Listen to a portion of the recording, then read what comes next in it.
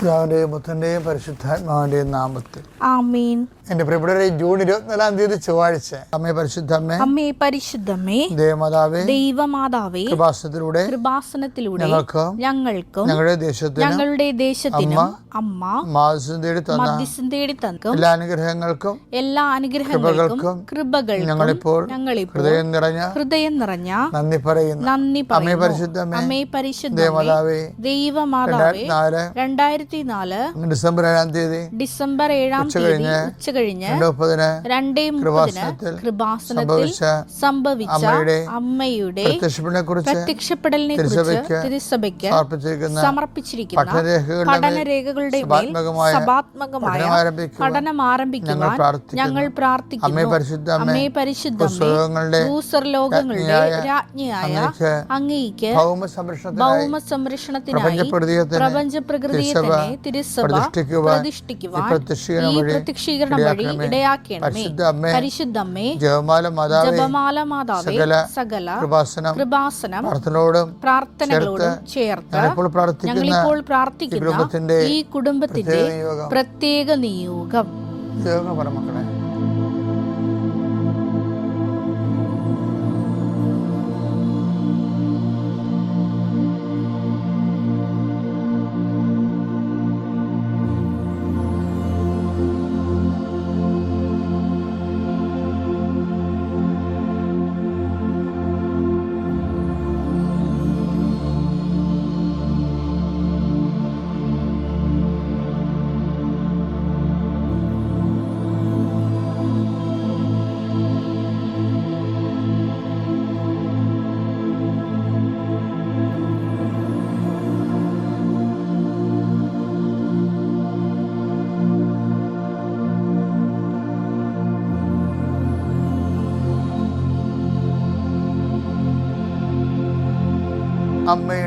അമ്മയുടെ പ്രത്യക്ഷീകരണത്തിന്റെ ഈ അനുഗ്രഹവേളയിൽ ഞങ്ങൾക്ക് സാധിച്ചു തരുവാൻ കനിയണമേ.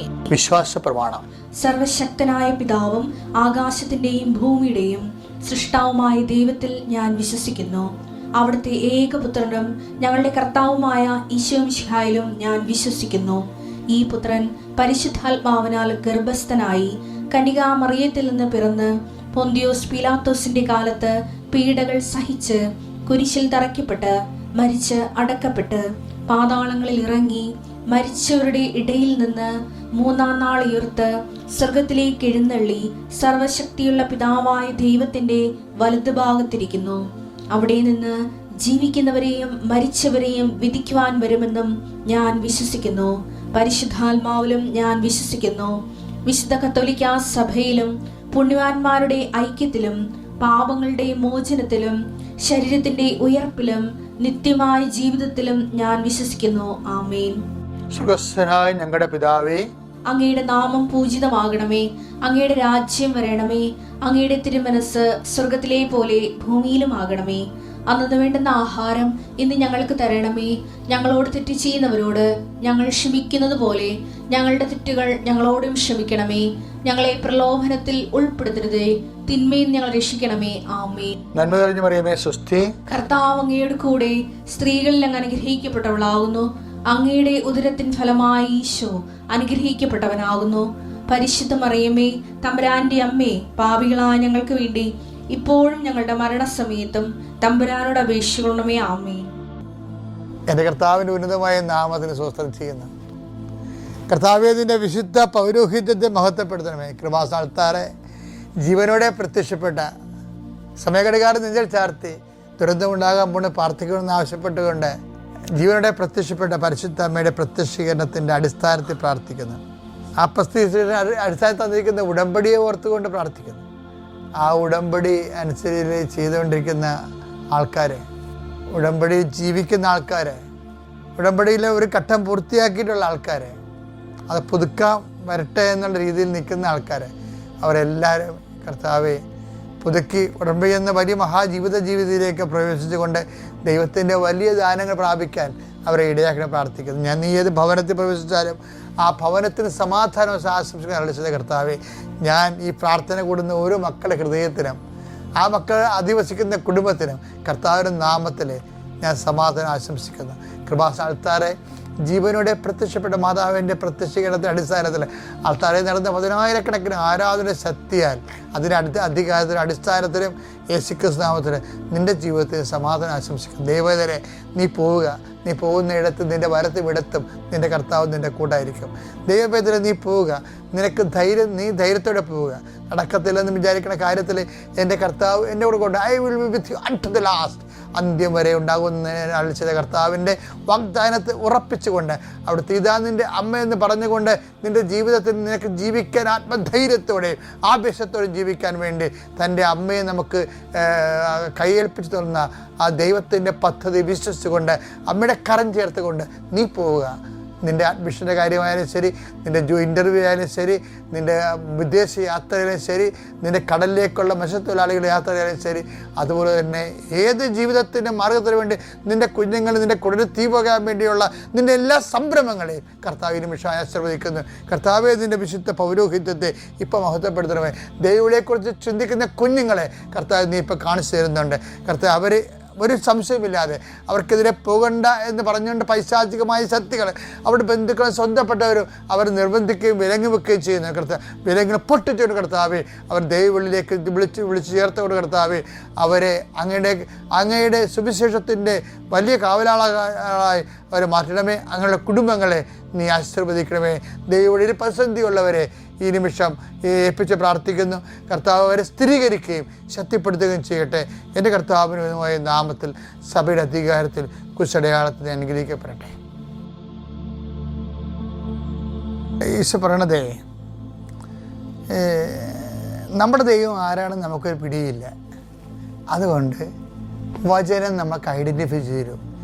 നിൻ്റെ ദൈവം എന്താണ്? നിൻ്റെ ശരീരം തന്നെയാണ്. നിൻ്റെ ദൈവം നിൻ്റെ ഉദരമാണ്.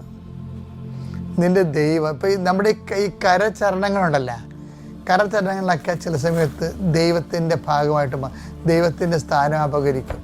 ചിലർക്ക് നല്ല മസിലുണ്ടാവും. അപ്പോൾ എനിക്ക് നല്ല ആരോഗ്യമുണ്ട്. എന്ന് വെച്ച് കഴിഞ്ഞാൽ അപ്പം ആരോഗ്യമായിരിക്കും അവരുടെ ദൈവം ഇല്ലേ? അവർ കുർബാനയ്ക്ക് പോണ സമയത്ത് പോലും അവർ കുർബാന മുടക്കിയിട്ട് വർക്കൗട്ടിന് പോകും, ജിംനേഷ്യത്തിൽ പോകും രാവിലെ എഴുന്നേറ്റ്. അതാണ് ആരോഗ്യമാണ് അവരുടെ ദൈവം. ഇപ്പം ആൾക്കാരെന്തുകൊണ്ടാണ് ചിലവരെങ്കിലും സാത്താ വർഷപ്പിലേക്ക് പോണത്? എന്താണ്? ബിസിനസ്സുകാരാണ് കൂടുതൽ പോണത്. എന്താ കാര്യം? അവന്മാർ തമ്മിൽ കോമ്പറ്റീഷൻസാണ്. ഇപ്പം കൂടുതൽ ലാഭം ഉണ്ടാക്കാൻ വേണ്ടി ഇപ്പം സാത്താനാണ് കൈ കിട്ടണമെന്നുണ്ടെങ്കിലും അവർ ലാഭമാണ് അവരുടെ ദൈവം. അപ്പം അത് പുതിയ ആൾക്കാരൊന്നും അല്ല, പണ്ടുപോലെ ഉണ്ട്. അത് ഉദരമാണ് അവരുടെ ദൈവം എന്ന് പറയത്തില്ല. ഫിലിപ്പി 3:19. നാശമാണ് അവരുടെ അവസാനം. നാശമാണ് അവരുടെ അവസാനം. ഉദരമാണ് അവരുടെ ദൈവം. അപ്പൊ ദൈവം വേറെ കൊണ്ടേട്ടാ. ശരിക്കും ലാഭമാണ് അവരുടെ ദൈവം. അങ്ങനെ ഉണ്ട്. ഇപ്പം അവർക്ക് പരിശുദ്ധ കുർബാന സ്വീകരിച്ചതിനേക്കാൾ കൂടുതൽ സന്തോഷം അവർക്ക് ഒരു ബിസിനസ് ലാഭം കിട്ടണ പോലെ ഏത് സന്തോഷം നിങ്ങൾക്ക് കൂടുതൽ കിട്ടണമെന്ന് നോക്കിയാൽ മതി. അപ്പം ആരാണ് ദൈവം എന്ന് മനസ്സിലാവും. ദൈവത്തിൻ്റെ അടുത്ത് നിങ്ങളുടെ ഒരു ഉഡായിപ്പ് നടക്കുന്നില്ല വെച്ച് കഴിഞ്ഞാൽ, അതായത് നിങ്ങൾക്ക് സന്തോഷം എന്താണ് തരണത്, അതാണ് ശരിക്കും നിങ്ങളുടെ ദൈവം എന്ന് പറയുന്നത്. ആത്മീയമായാലും ഇപ്പം അത് ഭൗതികമായാലും സന്തോഷം നിങ്ങളെ മനസ്സിലല്ല അത് അനുഭവിക്കണത്. അതായത് എന്താ വിഷയം എന്ന് പറയണത്, ഇതിൽ ഏത് വിഷയത്തിലാണ് നിങ്ങൾക്ക് കൂടുതൽ സന്തോഷം ഉണ്ടാകുന്നത്? അപ്പം അതെല്ലാം ഇങ്ങനെ അതായത് ദൈവത്തിലാണ് സന്തോഷമെങ്കിലേ നമുക്ക് പ്രാർത്ഥിക്കാനായിട്ട് ഇടയ്ക്കിടയ്ക്ക് പരിശുദ്ധാത്മാവ് നമുക്ക് തോന്നിച്ചുകൊണ്ടിരിക്കും. അപ്പോൾ നിങ്ങളോർക്കും എനിക്ക് പ്രാർത്ഥിക്കാൻ തോന്നുന്നുണ്ട്, അപ്പോൾ എനിക്ക് ദൈവത്തിലാണ് എനിക്ക് അഭിഷേകം ഉണ്ടാകും. ചിലപ്പോൾ ഒരു മണ്ണാങ്കട്ട ഉണ്ടാകത്തില്ല. എന്താ കാര്യം? പ്രാർത്ഥിക്കാൻ തോന്നുന്നത് എന്താ കാര്യം? ഇഷ്യൂസ് ഉള്ളത് കൊണ്ടാണ്. ഇഷ്യൂ ബേസ്ഡ് പ്രെയറാണ് നിങ്ങൾക്ക് ഉള്ളതേ. പലർക്കും ഒരു ഇഷ്യൂ ഉണ്ടെങ്കിൽ പ്രാർത്ഥന ഉണ്ട്, ഒരു ഇഷ്യൂ ഇല്ലെന്നുണ്ടെങ്കിൽ വാട്സപ്പ് നോക്കിയിരിക്കും, അല്ലെങ്കിൽ ആരെങ്കിലും ഫോൺ വിളിക്കും. ഒരു ആവശ്യമില്ല, ഉറങ്ങി കിടക്കണമൊക്കെ ഫോൺ വിളിച്ചിട്ട് വായി തോന്നൊക്കെ വിളിച്ചു പറയും. അതിൻ്റെ അർത്ഥം എന്ന് പറയുന്നത് എന്താ വെച്ചാൽ നിങ്ങൾക്ക് ഇതുപോലെ സമ്മർദ്ദം ഉണ്ടെങ്കിൽ മാത്രമേ ദൈവമുള്ളൂ. സമ്മർദ്ദം ഇല്ല എന്നുണ്ടെങ്കിൽ പിന്നെ അമ്യൂസ്മെൻ്റൊക്കെയാണ്. അതൊക്കെയാണ് പ്രശ്നം. എന്ന് വെച്ച് കഴിഞ്ഞാൽ പരിശുദ്ധാത്മാവ് നിറഞ്ഞ വ്യക്തിയാണെങ്കിൽ വെറുതെ ഇരിക്കുമ്പോൾ തന്നെ ഇടയ്ക്കൊക്കെ ദൈവത്തെക്കുറിച്ച് ഓർക്കണമെന്ന് തോന്നും. അഥവാ നമ്മളൊന്ന് ഫ്രഷായി കഴിഞ്ഞാൽ അപ്പം ദൈവത്തെ ഓർക്കും നമ്മൾ. എന്നാൽ കർത്താവിൻ്റെ അടുത്ത് പോയി കുറച്ച് നേരം ഇരുന്നേക്കാം. ഒരു കാര്യമില്ലേ ഇത് പോയി ഇരുന്നേക്കാം, 2 വാർത്തകളൊക്കെ പറഞ്ഞിരിക്കാം എന്ന് പറയും. അപ്പോൾ ഒരു ജവാന്റെ അടുത്ത് ഇല്ലേക്കാം. ഒരു കാര്യമില്ലാതെ ജവമാല ചെല്ലണമെന്നും പ്രാർത്ഥിക്കണമൊക്കെ തോന്നുമ്പോൾ ഓർക്കുക, നിങ്ങൾ ദൈവത്തിൻ്റെ കൂടെയാണ് ജീവിക്കണം. ഓക്കെ അല്ലേ? Thank you. അത്യപൂർവ ദൈവാനുഭവങ്ങൾ ഇനി നിങ്ങൾക്കും സ്വന്തം. ഈ യൂട്യൂബ് ചാനൽ ഇതുവരെ സബ്സ്ക്രൈബ് ചെയ്തിട്ടില്ലെങ്കിൽ ഇപ്പോൾ തന്നെ സബ്സ്ക്രൈബ് ചെയ്യുക. ഈ വീഡിയോ ഇപ്പോൾ തന്നെ നിങ്ങളുടെ സുഹൃത്തുക്കൾക്ക് ഷെയർ ചെയ്തുകൊണ്ട് കർത്താവിൻ്റെ പ്രേക്ഷിതരാകുക.